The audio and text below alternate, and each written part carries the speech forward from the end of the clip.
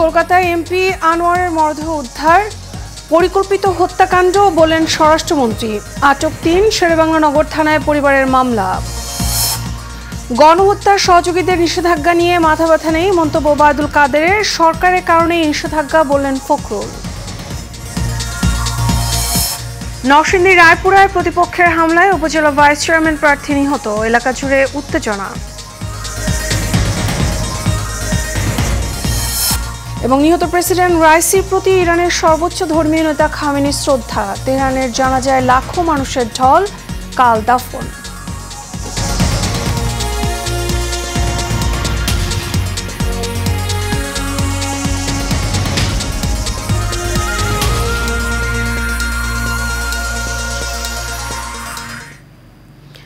স্বাগত Asian prime নিউজে, আপনাদের সঙ্গে আছি আমি মিতা মৌসুমী। শুনছেন বিআরবি কেবল ইন্ডাস্ট্রিজ লিমিটেড সংবাদ শিরোনাম। এবারে চলে যাব বিস্তারিত সংবাদে। নিখোঁজের ৬ দিন পর কলকাতার নিউ টাউন এলাকার একটি ফ্ল্যাট থেকে ঝিনাইদহ ৪ আসনের এমপি আনোয়ারুল আজিমের খণ্ডিত মরদেহ উদ্ধার করেছে পুলিশ। পরিকল্পিত হত্যাকাণ্ডের ঘটনায় ৩ জনকে আটক করেছে পুলিশ, এমনটাই জানিয়েছেন স্বরাষ্ট্রমন্ত্রী। এই ঘটনায় শেরেবাংলা নগর থানায় এমপি আনোয়ারের মেয়ে একটি অপহরণ মামলা করেছেন। এছাড়া কলকাতায় একটি হত্যা মামলা দায়ের করা হয়েছে। বিস্তারিত রকিব মানিকের রিপোর্টে। চিকিৎসার জন্য গেল ১২ মে কলকাতায় যান ঝিনাইদহ ৪ আসনের ৩ বারের সংসদ সদস্য আনোয়ারুল আজিম এমপি। পরিবারের সঙ্গে বলে যান কলকাতার স্বর্ণ ব্যবসায়ী বন্ধু গোপালের বাড়িতে থাকবেন তিনি। কলকাতায় যাওয়ার পরদিন থেকেই পরিবারের সঙ্গে তার যোগাযোগ বন্ধ হয়ে যায়, এমনকি মোবাইল ফোনও বন্ধ ছিল। এরপর তল্লাশি শুরু করে দুই দেশের পুলিশ। অবশেষে কলকাতায় নিউ টাউন এলাকায় একটি ফ্ল্যাট থেকে ৬ দিন পর খণ্ডিত মরদেহ উদ্ধার করে। আমাদের আনোয়ার সাহেব সেখানের মাননীয় সংসদ সদস্য হিসাবে তিনি দায়িত্ব এইবারও নির্বাচিত হয়েছিলেন। চিকিৎসার জন্য তিনি যাওয়ার পরে এই ঘটনাটি ঘটে। তা আমাদের পুলিশ এটা নিয়ে তদন্ত করছেন। আমরা শীঘ্রই খুনের মোটিভটা কী ছিল আমরা আপনাদেরকে জানাতে পারবো। এবং ভারতীয় পুলিশ আমাদেরকে সর্ব ধরনের সহযোগিতা করছে। আমাদের কাছে যা ইনফরমেশন, আমরা আরও ইনফরমেশন যখন পাবো তখন আপনাদেরকে আরও তথ্য আমরা জানাতে পারবো। এ ঘটনায় কলকাতার পুলিশ ৩ জনকে আটক করেছে। সিসি ফুটেজ দেখে তাদের সন্দেহ করা হয়। এরা ৩ জনেই বাংলাদেশি। সহায়তা চাচ্ছে, সেই সহায়তা আমরা প্রদান করছি এবং তাদের যে যোগাযোগ আছে এই যোগাযোগের মাধ্যমে যে সহযোগিতা প্রদান করছি আমাদের এবং তাদের ইনভেস্টিগেশনের স্বার্থে আমার মনে হয় এগুলো এখন না বলাই শ্রেয় হোক। কী কারণে আনোয়ারুল আজিমকে হত্যা করা হয়েছে এ নিয়ে রহস্য বেড়েই চলছে। এদিকে মৃত্যুর খবরে এলাকায় শোকের ছায়া নেমে এসেছে। রকিব মানিক, এশিয়ান টেলিভিশন, ঢাকা। যারা গণহত্যাকে অস্বীকার করে তারা কাকে ভিসা নিষেধাজ্ঞা দিল সেটা নিয়ে আলোচনার কিছু নেই বলে জানিয়েছেন আওয়ামী লীগের সাধারণ সম্পাদক ওবায়দুল কাদের। তিনি বলেন, গাজায় যেভাবে মানুষ হত্যা করছে তা হিটলারের নাশকতাকেও হার মানায়। বিকেলে ২৩ বঙ্গবন্ধু এভিনিউ আওয়ামী লীগের কেন্দ্রীয় কার্যালয়ে দলের সাংস্কৃতিক বিষয়ক উপকমিটি আয়োজিত সাংস্কৃতিক বৈচিত্র্য সমৃদ্ধ স্মার্ট বাংলাদেশের অগ্রযাত্রা শীর্ষক আলোচনা সভায় তিনি এসব কথা বলেন। ওবায়দুল কাদের আরও বলেন, বিশ্ব সংকটের প্রতিক্রিয়ায় দেশের অর্থনীতিতেও পড়েছে, রিজার্ভ নিচে পড়েছে, নিত্যপণ্যের দাম বেড়েছে। এ সময় ভারতে রহস্যজনকভাবে ঝিনাইদহ ৪ আসনের সাংসদের মৃত্যুর ঘটনা নিয়ে বিএনপি নেতাদের বক্তব্যের সমালোচনাও করেন সেতুমন্ত্রী।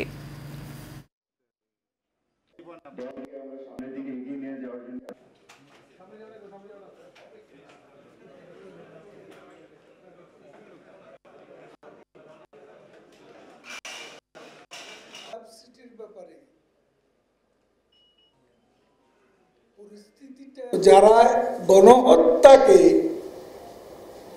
অস্বীকার করে তারা আমাদের কাকে নিষেধাজ্ঞা দিল, ভিসা নীতি প্রয়োগ করলো, সেটা নিয়ে আমাদের কোনো মাথা ব্যথা। সাবেক সেনাপ্রধান জেনারেল আজিজ আহমেদের উপরে যুক্তরাষ্ট্রের স্যাংশন সরকারের কারণেই বলে মন্তব্য করেছেন মির্জা ফখরুল ইসলাম আলমগীর। সাবেক সেনাপ্রধানকে আমেরিকা থেকে স্যাংশন দেওয়া হয়েছে, যা বড় লজ্জাজনক ঘটনা বলেও মন্তব্য করেন তিনি। বিকেলে নয়াপল্টনে বিএনপি কেন্দ্রীয় কার্যালয়ে সাংবাদিকদের প্রশ্নের জবাবে বিএনপি মহাসচিব এমন মন্তব্য করেন। এই শাসক গোষ্ঠীরা সেনাবাহিনীকে অন্যায়ভাবে ব্যবহার করে বলে এই ঘটনা ঘটেছে বলেও মন্তব্য করেন মির্জা ফখরুল। এ সময় তিনি ভারতে খুনের শিকার আওয়ামী লীগের এমপির ঘটনায় সরকারের সক্ষমতা নিয়ে প্রশ্ন তোলেন।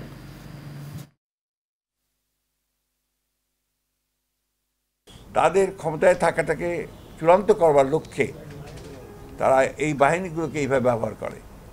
এটা বাংলাদেশের জন্য তো আমি আগেই বললামই এখন আপনার, যে এটা একটা চরম একটা দুর্ভাগ্য, আনফর্চুনেট শুধু নয়, এটা লজ্জার কথা, ইটস আ সেইম। কিন্তু এখান থেকে তো আমাদের বেরিয়ে আসতে হবে।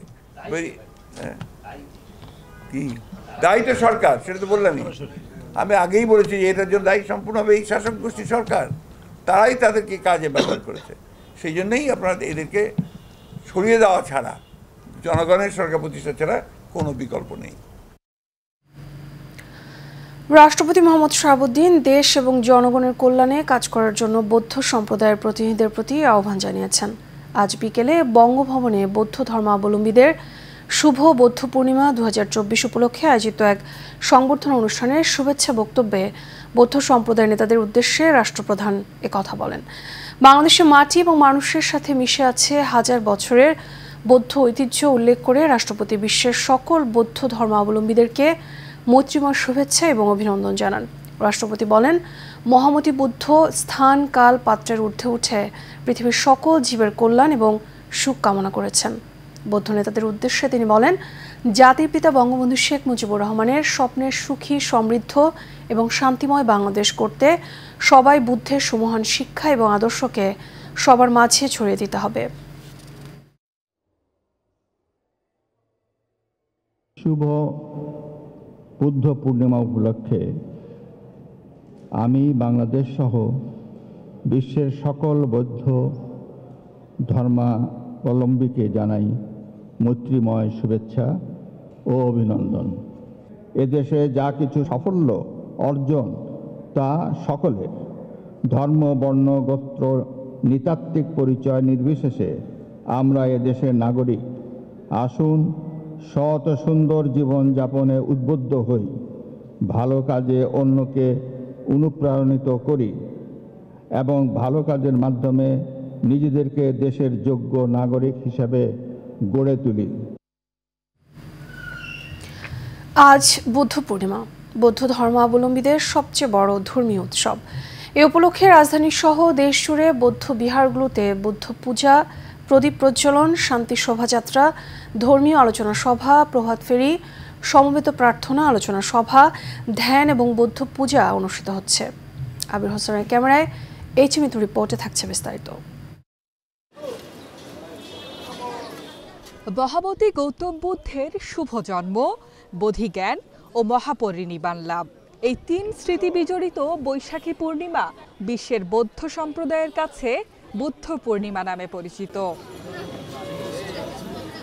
বুদ্ধ পূজা, শিলগ্রহণ, পিণ্ডদান, ভিক্ষু সংঘের প্রাতরাশ সহ নানা আনুষ্ঠানিকতার মধ্য দিয়ে সারা দেশে পালিত হয় দিনটি। প্রাণীকুলের মঙ্গল কামনায় আয়োজন করা হয় বিশেষ প্রার্থনার। রাজধানীর শাহবাগে বাংলাদেশ বৌদ্ধ সাংস্কৃতিক পরিষদ এই উপলক্ষে শান্তি শোভাযাত্রা ও সম্প্রীতি উৎসবের আয়োজন করে। এ সময় মানবজাতির শান্তি ও মঙ্গল কামনায় প্রার্থনা করা হয়। গৌতম বুদ্ধ ২৫০০ বছর পূর্বে যে শান্তি অহিংসার বাণী নিয়ে আসছিলেন, এটি শুধু মানব সমাজের মধ্যে সীমাবদ্ধ রাখেননি, এটি পৃথিবীর সকল প্রাণীর কথা তিনি বলেছেন, সকল প্রাণীর কল্যাণের কথা বলেছেন, শান্তির কথা বলেছেন। আজকের অশান্ত পৃথিবীতে মহামতি বুদ্ধের শান্তি এবং কল্যাণের বার্তা অতি প্রয়োজন। গৌতম বুদ্ধের আদর্শ থেকে শিক্ষা নিয়ে সব ধর্মের মানুষের মধ্যে ঐক্য গড়ে শান্তিপূর্ণ দেশ করার আহ্বান জানান ধর্মমন্ত্রী। গৌতম বুদ্ধের জীবন আদর্শ থেকে শিক্ষা নিয়ে সকল বাংলাদেশকে শান্তিপূর্ণ দেশ হিসেবে গড়ে তুলতে অবশ্যই ভূমিকা রাখবেন। বুদ্ধ পূর্ণিমা উপলক্ষে গৃহীত সকল কর্মসূচির সফলতা কামনা করছি। বুদ্ধ পূর্ণিমায় মহামতি গৌতম বুদ্ধের জীবন আদর্শকে ধারণ করে সুন্দর জীবন গড়ার প্রত্যয় বুদ্ধ ধর্মাবলম্বীদের। এইচএমইতু, এশিয়ান টেলিভিশন, ঢাকা। নরসিংদীর রায়পুরায় তৃতীয় ধাপের উপজেলা পরিষদ নির্বাচনের প্রতিদ্বন্দ্বী প্রার্থীর হামলায় সুমন মিয়া নামে এক ভাইস চেয়ারম্যান প্রার্থী নিহত হয়েছেন। দুপুর 12টায় উপজেলার চরাঞ্চল পাড়াতলী ইউনিয়নের মীরের কান্দিতে এই ঘটনা ঘটে। পুলিশ জানায়, নির্বাচনকে সামনে রেখে ভাইস চেয়ারম্যান প্রার্থী সুমন মিয়া উপজেলার চরাঞ্চল পাহাড়তলীতে গণসংযোগে যাচ্ছিলেন। এ সময় তার গাড়িতে প্রতিদ্বন্দ্বী প্রার্থী আবিদ হাসান রুবেলের নেতৃত্বে আগ্নেয়াস্ত্র এবং দেশীয় অস্ত্র নিয়ে হামলা চালানো হয়। হামলাকারীদের আঘাতে সুমন মিয়া গুরুতর আহত হন। পরে তাকে উদ্ধার করে উপজেলা স্বাস্থ্য কমপ্লেক্সে নিয়ে গেলে চিকিৎসক মৃত ঘোষণা করেন। এই ঘটনায় রায়পুরে উত্তেজনা বিরাজ করছে। পরিস্থিতি নিয়ন্ত্রণে অতিরিক্ত পুলিশ মোতায়েন করা হয়েছে।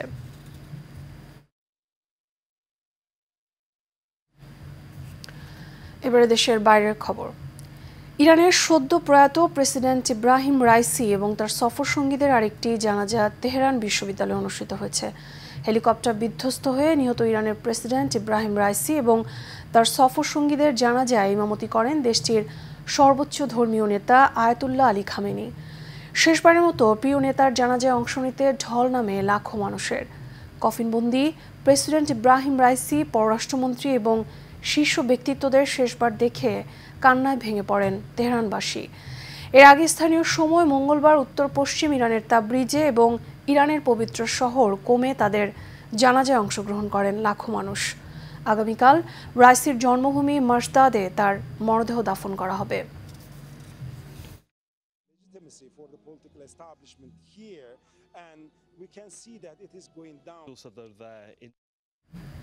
এবারে ভিন্ন প্রসঙ্গ। এশিয়ান টেলিভিশনের চেয়ারম্যান এবং বঙ্গবন্ধু সৈনিক লীগের কেন্দ্রীয় কমিটির সভাপতি বীর মুক্তিযোদ্ধা আলহাজ হারুন রশিদ সিএপিকে ফুলের শুভেচ্ছা জানিয়েছেন বঙ্গবন্ধু সৈনিক লীগের ঢাকা মহানগর উত্তর এবং দক্ষিণ কমিটির নবনির্বাচিত সভাপতি এবং সাধারণ সম্পাদকরা। রাজধানীর নিকেতনে এশিয়ান টেলিভিশনের কার্যালয়ে প্রথমে বঙ্গবন্ধু সৈনিক লীগের ঢাকা মহানগর উত্তরের সভাপতি ইঞ্জিনিয়ার AK মুজিবুর রহমান এবং সাধারণ সম্পাদক ইঞ্জিনিয়ার আবদুল্লাহ আল মামুন ফুল দিয়ে শুভেচ্ছা জানান। এরপর বঙ্গবন্ধু সৈনিক লীগের ঢাকা মহানগর দক্ষিণ কমিটির সভাপতি মোহাম্মদ মঞ্জুরুল ইসলাম বাহার এবং সাধারণ সম্পাদক মোহাম্মদ আবুল কালাম আজাদ ফুল দিয়ে শুভেচ্ছা জানান। এ সময় সংগঠনকে এগিয়ে নেওয়ার প্রত্যয় ব্যক্ত করেন তারা।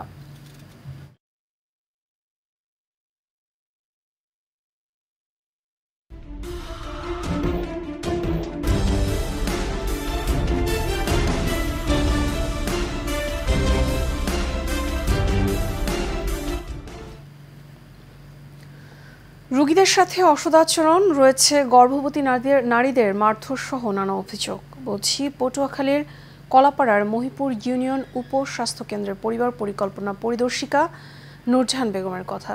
এই অভিযোগ প্রমাণিত হলে প্রশাসনিক ব্যবস্থা নেওয়ার কথা জানিয়েছেন কলাপাড়া উপজেলা পরিবার পরিকল্পনা কর্মকর্তা। মোহসেন পারভেজের রিপোর্ট, জানাচ্ছেন অনুকৃতি Aditya.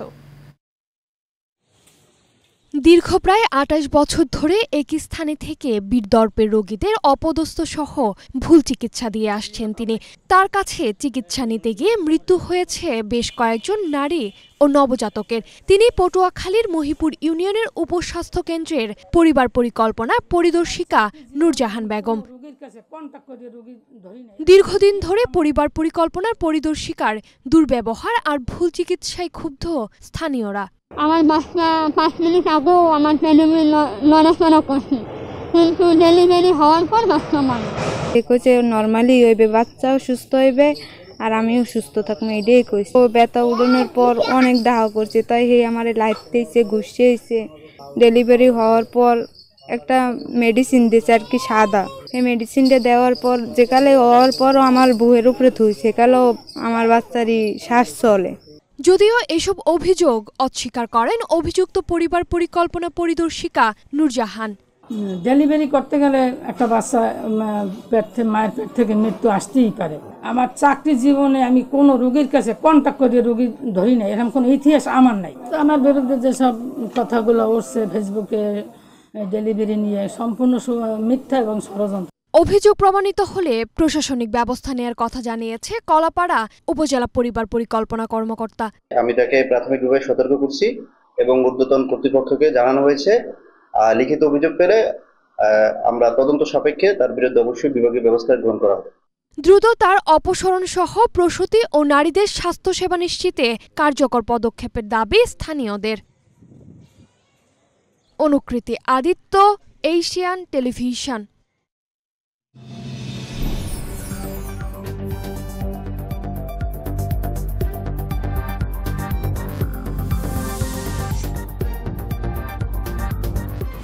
HM Expert B500 CWR স্বাধীনতার সুবর্ণ জয়ন্তীতে নতুন বাংলাদেশ গড়ার প্রত্যয়। HM Steel B500 CWR।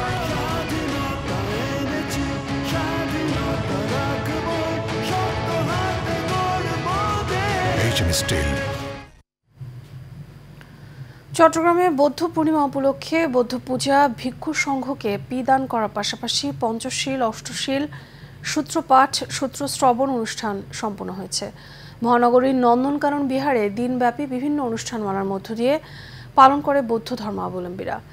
দেশ, জাতি এবং বিশ্বের সকল প্রাণীর মঙ্গল কামনায় ত্রিপিটক পাঠ এবং প্রার্থনায় অংশ নেন চট্টগ্রাম বিশ্ববিদ্যালয়ের পালি বিভাগের সাবেক চেয়ারম্যান প্রফেসর ডক্টর জিনবোধি ভিক্ষু সহ অন্যান্য উপাসকরা। এর সাথে শেষ করবো এশিয়ান প্রাইম নিউজ। তার আগে বিআরবি কেবল ইন্ডাস্ট্রিজ লিমিটেড সংবাদ শিরোনামগুলো জানাবো আরও একবার।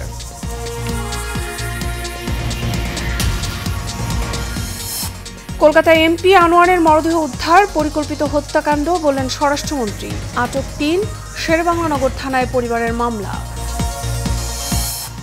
গণহত্যার সহযোগীদের নিষেধাজ্ঞা নিয়ে মাথা ব্যথা নেই মন্তব্য ওবায়দুল কাদেরের। সরকারের কারণেই নিষেধাজ্ঞা বললেন ফখরুল। নরসিংদীর রায়পুরায় প্রতিপক্ষের হামলায় উপজেলা ভাইস চেয়ারম্যান প্রার্থী নিহত, এলাকা জুড়ে উত্তেজনা। এবং নিহত প্রেসিডেন্ট রাইসির প্রতি ইরানের সর্বোচ্চ ধর্মীয় নেতা খামেনির শ্রদ্ধা, তেহরানে জানাজায় লাখো মানুষের ঢল, কাল দাফন। এশিয়ান প্রাইম নিউজ এ পর্যন্তই। আমাদের পরবর্তী সংবাদ দেখার আমন্ত্রণ রইল। এবং সাথে থাকার জন্য ধন্যবাদ সবাইকে।